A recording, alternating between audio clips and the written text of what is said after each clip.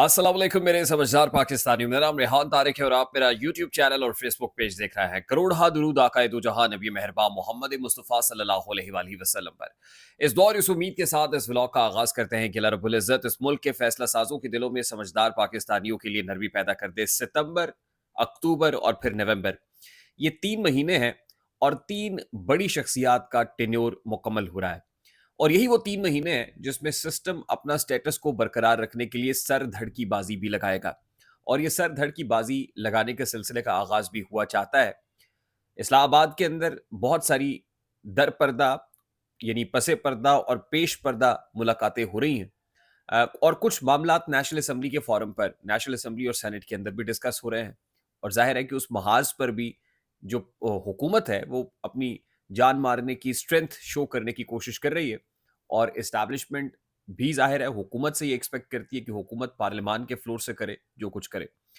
गुज़श्ता रोज़ core commanders conference का एलामिया जब सामने आया, उसमें 9 मई का या डिजिटल दहशतगर्दी का जो बड़ी तवातुर से ज़िक्र हो रहा था, वो नहीं था। लेकिन कड़े एहतसाब की बात ज़रूर की गई है। और ज़रा ये बता रहे हैं कि साबिक डीजी आईएसआई जनरल फैज़ हमीद की गिरफ्तारी के बाद जो कुछ हुआ है और उसके बाद जो फाइंडिंग्स हैं, जो फाइंडिंग्स सामने आई हैं, तहकीकात में जो बातें सामने आई हैं, उसके बाद एक चार्जशीट बनाई जा रही है। और इस चार्जशीट से मुताल्लिक कोर कमांडर्स कॉन्फ्रेंस जैसे हाईएस्ट फोरम के ऊपर तौसीक ले ली गई है। और आने वाले चंद दिनों में जो कुछ होने जा रहा है, इस पर कंसेंसस पाया जाता है कि अक्रॉस द बोर्ड होगा, यानी इसमें कोई बचेगा नहीं। और सख्ती बढ़ाने की बात हो रही है। अब जाहिर है उसके लिए chief of the army staff जो लासिम मुनीर को अपने रैंक एंड फाइल के अंदर भी तायीद और तौसीक चाहिए, जो बज़ाहिर कोर कमांडर्स कॉन्फ्रेंस के एलामिये से लग रहा है कि कोर कमांडर्स फोरम के से ये तौसीक और तायीद मिल रही है, ये सपोर्ट है। और तभी शुरकाए कॉन्फ्रेंस, अगर आप उस एलामिये को देखें तो शुरकाए कॉन्फ्रेंस को जोड़ के कहा गया है कि उन्होंने इस अज़्म का इज़हार किया है। Chief of the army staff ने नहीं, बल्कि कॉन्फ्रेंस के शुरका ये बात कर रहा है। अच्छा, अब ज़रा इससे आगे की बात करते हैं। देखिए, 8 सितंबर को पाकिस्तान तहरीक-ए-इंसाफ इस्लामाबाद में जलसा करने का इरादा रखती है। अब 8 सितंबर को जलसा होगा या नहीं होगा, वो इस पर मुनहसर है कि एस्टैब्लिशमेंट, अगर अली अमीन गंडापुर ये कह रहे हैं कि एस्टैब्लिशमेंट ने हमें कहा था कि आप जलसा मौखर करें, तो हमने एस्टैब्लिशमेंट के कहने पर किया। अब इस बात पर मुनहसर है कि एस्टैब्लिशमेंट को ग्रीन सिग्नल या गो हेड देती है या नहीं देती। और फिर जो शो ऑफ पावर है, उसमें कितने लोगों को इकट्ठा कर पाती है, पाकिस्तान तहरीक-ए-इंसाफ, इस पर भी डिपेंडेंट है। लेकिन इसके बीच में ही हुकूमत की जानिब से पाकिस्तान तहरीक-ए-इंसाफ को एंगेज करने की भरपूर कोशिश की जा रही है। यानी पहले तो जो कुछ हुआ वो एस्टैब्लिशमेंट के थ्रू हुआ। अब हुकूमत ये चाहती है कि एस्टैब्लिशमेंट के साथ इमरान खान साहब के मामलात ना हों, अब हम दरमियान में आ जाएँ और हम जो है वो पाकिस्तान तहरीक-ए-इंसाफ से कहें कि आप जो है ना वो बैठ के बात करें। अगर आप करेंगे, हमारे साथ बैठेंगे, मुज़ाकरात की मेज़ पे आएँगे, तो फिर 9th ऑफ मई का जो ताना हम आपको देते हैं, वो 9 मई का ताना हम आपको नहीं देंगे। यानी 9 मई का जो टैग या छाप लगी हुई है, हम वो बात ही नहीं करेंगे, हम उसको भूल जाएँगे। लेकिन अगर आप एस्टैब्लिशमेंट की तरफ जाएँगे, तो 9 मई का ना सिर्फ़ हम आपको ताना देंगे, बल्कि बयानिया बना के फ़ौज को भी याद कराते रहेंगे कि 9th ऑफ मई को तो आपने कहा था कि माफ़ नहीं करना, तो फिर आप कैसे माफ़ कर सकते हैं? यानी अगर आप हमारे साथ बैठ जाएँगे, तो आपको माफ़ी मिल जाएगी, वो ताना आपको नहीं मिलेगा।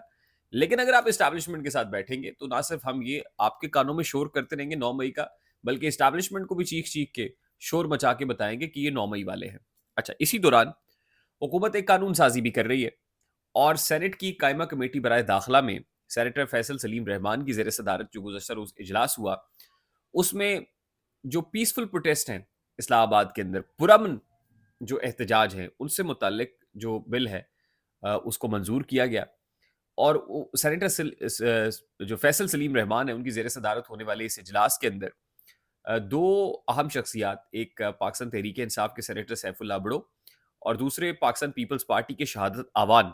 बताए जाते हैं कि सेनेटर सैफुल्ला अबड़ो के बात करने पर पीपल्स पार्टी के शहादत आवान खासे आग बगुला हो गए, जिस पर सैफुल्ला अबड़ो ने उनको शट अप कहा, यानी कि आप इस पर बात ना करें, मुंह बंद कराया और फिर ये कहा कि मैं कुर्सी उठा के मार दूंगा। यानी अच्छी खासी गर्मा गर्मी हुई, तल्ख कलामी हुई, जिसके बाद अल्टीमेटली जो शहादत आवान है, बताया जाता है कि वो इस इजलास में इस मीटिंग को छोड़ के चले गए।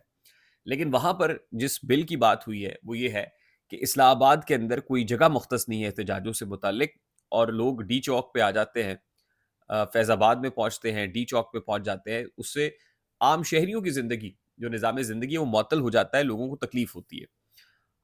तो कोई ख़ास ये कहा गया कि एंट्री पॉइंट इस्लामाबाद का उस जगह पे कोई ऐसा मकाम मख़्तस किया जाए कि जहाँ पर पीसफुल प्रोटेस्ट हो सके और इसके लिए इंतज़ामिया की इजाज़त तो ज़रूरी है। अच्छा, अब ये कहा गया कि अगर बगैर इजाज़त, इंतज़ामिया की इजाज़त के बगैर कोई जलसा होगा या एहतजाज होगा, तो फिर 3 साल से 10 साल तक की सज़ा सुनाई जा सकती है। और सेनेटर इरफ़ानुल्लाह सिद्दीकी यहाँ मौजूद थे, सेनेटर सलीम मांडवी वाला जिन्होंने ये बिल पेश किया है, वो भी मौजूद थे। और ये 3 से 10 साल की सज़ा तजवीज़ की जा रही है। ये बड़ा मानीखेज़ है। यानी ऐसे में हुकूमत ये समझती है कि जो एहतजाज है, जो प्रोटेस्ट है, उनको कर्टेल करने का एक तरीका ये है कि इस तरह से बंद बाँधा जा सकता है और कानून साज़ी करके इस मामले को निपटाया जा सकता है। देखिए, एज़ फ़ार एज़ कानून इज़ कंसर्न्ड या बिल इज़ कंसर्न्ड तो होना तो पीसफुल प्रोटेस्ट ही चाहिए और यकीनन आपको जगह देनी चाहिए एक मख़्तस की ये प्रोटेस्ट, और दुनिया भर के अंदर मुहज़्ज़ब माशरों में भी ऐसे ही होता है। बरतानिया में भी इसी तरह से होता है। ज़ाहिर है वो पार्क में आ जाते हैं, हाइड पार्क में। हाइड पार्क में आप प्लेकार्ड्स डिस्प्ले करते हैं और अपना पीसफुल प्रोटेस्ट रजिस्टर कराते हैं और चले जाते हैं, डिस्पर्स हो जाते हैं। लेकिन हमारे यहाँ तो मोरालिटीज़ भी तो नहीं है ना, कि जब तक आप धड़न-तख्ता नहीं करते, आके बैठते नहीं हैं, मफलूज नहीं करते, तो हुकूमत के कान पर भी जूं नहीं रेंगती। अब जो पीडब्ल्यूडी के मुलाजमीन के साथ हो रहा है, असातिज़ा आते हैं तो डंडे खाते हैं, स्टूडेंट्स आते हैं तो उन पर डंडे बरसाए जाते हैं। लेकिन एक तरफ ये कोशिश की जा रही है। आज ही 190 मिलियन पाउंड केस की समाअत भी है और बुशरा बीबी और इमरान खान साहब को जज नासिर जावेद राना साहब की अदालत में पेश भी होना है। तो एहतसाब अदालत के अंदर जो है, वो जो कुछ होगा उसमें इमरान खान साहब यकीनन सहाफ़ियों से गैर रस्मी गुफ्तगू भी करेंगे और वो डिटेल्स भी सामने आ जाएँगी। लेकिन ज़राए ये बता रहे हैं कि ये मामला जो है, अब वो हतमी मराहिल में दाखिल हो गया है और इसके साथ ही जो गुज़श्ता रोज़ कोर कमांडर्स कॉन्फ्रेंस में तौसीक हुई है, उसके बाद कभी इम्कानात ये हैं कि इमरान खान का जो मिलिट्री कोर्ट ट्रायल है, उस तरफ यानी मिलिट्री कोर्ट में ये केस रेफ़र किया जाएगा और इसीलिए गुज़श्ता रोज़ इस्लामाबाद हाई कोर्ट में भी जो पिटीशन है वो मुस्तरद हुई है और कुछ जो एविडेंसेस हैं वो कोर कमांडर्स कॉन्फ्रेंस के अंदर भी रखे गए हैं। अच्छा, इसके साथ ही मैं आपको ये भी बता दूं कि सितंबर के महीने में जो एक अहम रिटायरमेंट है वो डीजीआईएसआई से मुतालिक बताई जा रही है कि वो ओहदे की बयाद मुकम्मल कर रहे हैं। अक्टूबर में जस्टिस काजी फायजीसा, जिसके लिए मुतबादिल एक प्लान हुकूमत ने तैयार किया हुआ है जजेस की तादाद बढ़ाने वाला, और नवंबर में जो चेयरमैन एनडीयू हैं और बहुत करीब रहे हैं इमरान खान साहब हुकूमत में, ज़ाहिर है उस वक्त डीजीआईएसपीआर के तौर पर भी काम करते रहे, फिर इनको कोर कमांडर कोयटा भी लगाया गया। आसिफ गफूर साहब, लेफ्टिनेंट जनरल आसिफ गफूर साहब, उनकी रिटायरमेंट का वक्त भी करीब आन पहुंचा है। 3 बड़ी तब्दीलियां होने जा रही हैं और यही 3 महीने वो हैं जो बड़े क्रूशल है, जो मुल्क की सियासत को और इमरान खान की सियासत को डिटरमिन करने जा रहे होंगे। ऐसे में नवाज शरीफ साहब और शहबाज शरीफ और हुकूमत जो है वो अपनी बका की कोशिश करेगी और लगता यही है कि चीज़ें इतनी आसान नहीं है या सादा नहीं है जितनी बताई जा रही हैं। मामलात खासे पेचीदा हैं और इन्हीं 3 महीनों के अंदर इमरान खान साहब की रिहाई की कोई सबील और रास्ता वहाँ से होकर निकलेगा, उस सुरंग से होके निकलेगा जो रावलपिंडी से होके जाती है। आई होप मेरी बात आप तक पहुँची होगी। अगर पहुँच जाए तो वीडियो को लाइक और शेयर करना मत भूलिएगा। चैनल पे नए हैं तो चैनल को सब्सक्राइब कर लीजिएगा। बेल आइकन ज़रूर दबाइएगा। मुझे रेहान तारिक को इजाज़त दीजिए। अपना बहुत सारा ख्याल रखिएगा। अस्सलाम वालेकुम।